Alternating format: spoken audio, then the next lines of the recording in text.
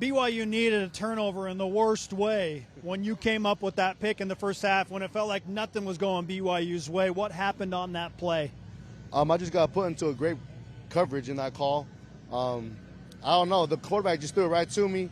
I'm glad I was able to catch it and get that momentum rolling for our team because the offense was able to go down and score. So I'm glad that that's what rolled the momentum. This BYU team, it feels like game to game, week to week, goes through significant adversity. Again, you're down 24-10. Didn't feel like things were going well. Why the continuous belief that you're still in the game?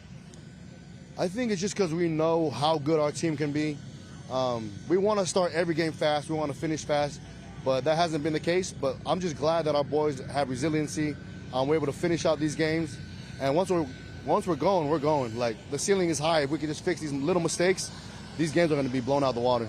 What were some of those mistakes or mishaps in the first half that was allowing Iowa State to have their way offensively?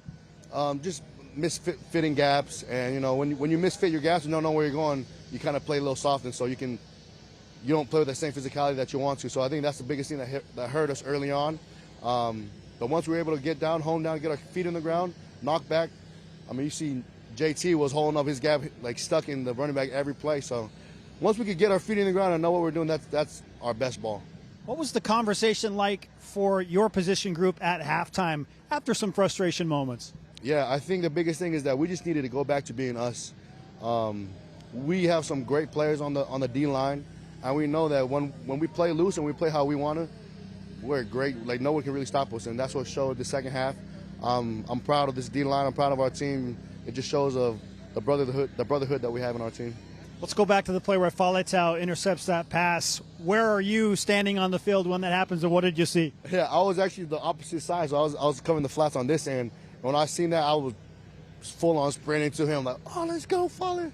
Kind of, talk some trash on my way there, but hey, it was fun. You're 8-0 now. You go into the second bye week. How can BYU get better with 2 weeks to prepare for Texas Tech? I think first and foremost is getting healthy. I think there's a lot of bumps and bruises on our team.